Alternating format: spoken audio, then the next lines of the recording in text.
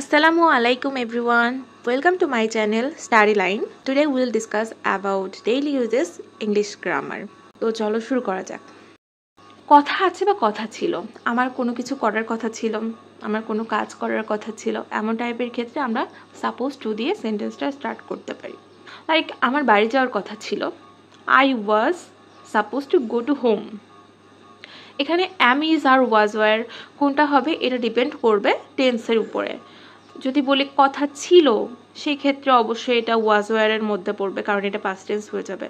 এবং কথা আছে যদি বলি তাহলে এটা প্রেজেন্ট টেন্সের মধ্যে অর্থাৎ am is are এর মধ্যে হয়ে যাবে। তাহলে আমার বাড়ি যাওয়ার কথা ছিল, I was supposed to go to home. আমার বইটি কেনার কথা আছে এটা প্রেজেন্ট টেন্স, তাহলে I এর পরে am হবে obviously. I am supposed to buy this book.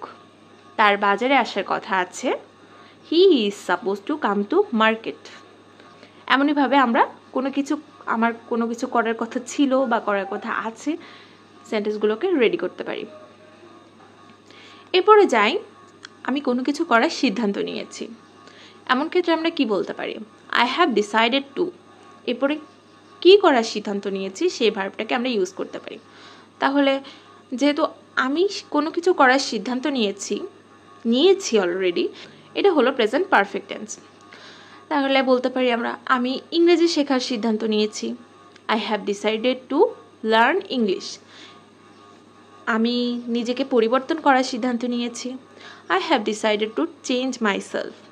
এখানে কিন্তু I have decided অলরেডি আমি এখানে have এর পরে V3 ফর্মটা decided এর ক্ষেত্রে ইউজ করে ফেলছি, তাই এর পরে যে ভার্বটা হবে সেটাকে আমরা প্রেজেন্ট ফর্মে রাখবো। আমি কঠোর কাজ করার সিদ্ধান্ত নিয়েছি, I have decided to work hard. আমি গরিবদের সাহায্য করার সিদ্ধান্ত নিয়েছি, I have decided to help the poor. আমি আমার খারাপ অভ্যাসগুলি পরিবর্তন করার সিদ্ধান্ত নিয়েছি, I have decided to change my bad habits. এভাবে আমরা কোনো কিছু আমি সিদ্ধান্ত নিয়েছি এমন টাইপের কথাবার্তা I have decided to দিয়ে সেন্টেন্সটা স্টার্ট করতে পারি, এবং এর ভার্বটা অবশ্যই প্রেজেন্ট ফর্মে ইউজ করতে হবে। এর পরের রুলসটা হলো, আমি কোন ধরনটা পছন্দ করি। এমন সেন্টেন্সের ক্ষেত্রে আমরা বলতে পারি I like the way। আমি কি পছন্দ করি, আমি কার কথা পছন্দ করি, আমি কার খেলা পছন্দ করি, এমন টাইপের কথাবার্তা আমরা I like the way, he, she, you, they বিভিন্ন সাবজেক্টকে ইউজ করে ভার্বটাকে প্রেজেন্ট ফর্মে রেখে আমরা সেন্টেন্সটা কমপ্লিট করতে পারি। তাহলে সেন্টেন্সটা কেমন হতে পারে, আমি তোমার কথা বলার ভঙ্গি পছন্দ করি, I like the way you talk. আমি তোমার হাঁটার ধরন পছন্দ করি, I like the way you walk. আমি তার লেখার ধরন পছন্দ করি, I like the way he writes. এখানে রাইটস কেন হলো, কেননা হি এটা হলো থার্ড পারসন সিঙ্গুলার নাম্বার, এবং আপনারা জানেন যে থার্ড পারসন সিঙ্গুলার নাম্বারের পরে অবশ্যই ভার্বের সাথে এস বাই ইএস যোগ করতে হয়। তাহলে I like the way he writes. আমি তার লেখার ধরন পছন্দ করি। আমি তাদের মারামারির ধরন পছন্দ করি, বা আমি তাদের মারামারি পদ্ধতি পছন্দ করি, I like the way they fight. They এটা থার্ড পারসন হলেও এটা প্লুরাল নাম্বার, দ্যাটস ওয়াই এখানে আমরা এস বা ইএস যোগ করব না। আমি তোমার ফুটবল খেলার ধরন পছন্দ করি, I like the way you play football.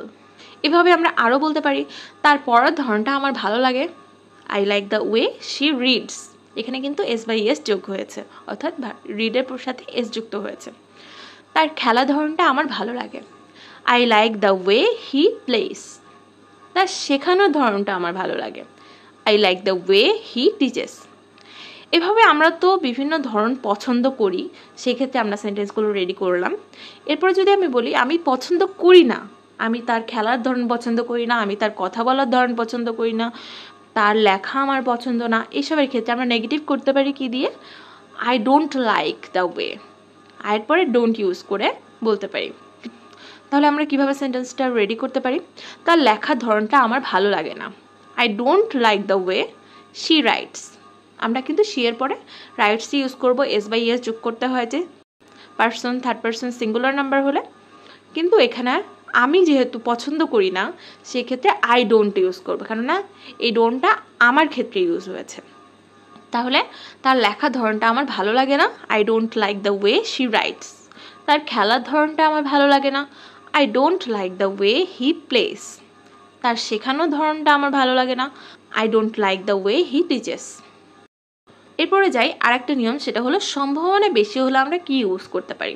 অনেক সময় আমাদের মধ্যে দেখা যায় যে কোনো সেন্টেন্স রেডি করতে আমরা উড ইউজ করব না মে মাইট ইউজ করব, এটার মধ্যে একটা কনফিউজ থেকে যায়।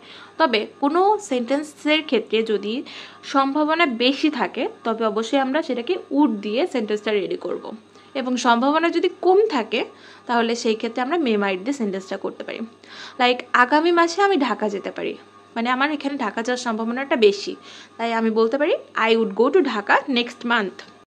এখানে আমার সম্ভাবনা বেশি হয়, আমি বলবো I would go to Dhaka next month. আমাদের কথা বলার ক্ষেত্রে অবশ্যই আমি অন্যর সঙ্গে যখন কথা বলবো তখন অবশ্যই আমি জানবো যে আমি যে কথাটা বলছি সেটা সম্ভাবনা কতটুকু, সেভাবেই আমরা উড অথবা মে মাইটকে ইউজ করতে পারি। আগামী বছর আমি লন্ডন যেতে পারি, I go to London next ইয়ার। কিন্তু আমি যদি বলি যে আগামী বছর আমি লন্ডন যেতেও পারি, মানে যাওয়ার সম্ভাবনা আছে আবার নেইও, এরকম ধরনের যদি হয় তাহলে বলতে হবে I may go to London next year. আমি এই কাজটি করতে পারি, I would do this work. এখানে সম্ভাবনা বেশি যেগুলো সেগুলোকে আমরা উড ইউজ করে সেন্টেন্সটা রেডি করব। আমি রাতে কফি খেতে পারি, I would drink coffee at night.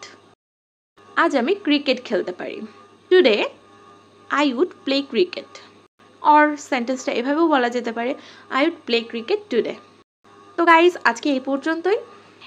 এর পরের রুলস করার জন্য আমি আরেকটি ভিডিও রেডি করে অবশ্যই আপনাদেরকে দিয়ে দিব। সবাই ভালো থাকবেন, সুস্থ থাকবেন, ধন্যবাদ সবাইকে।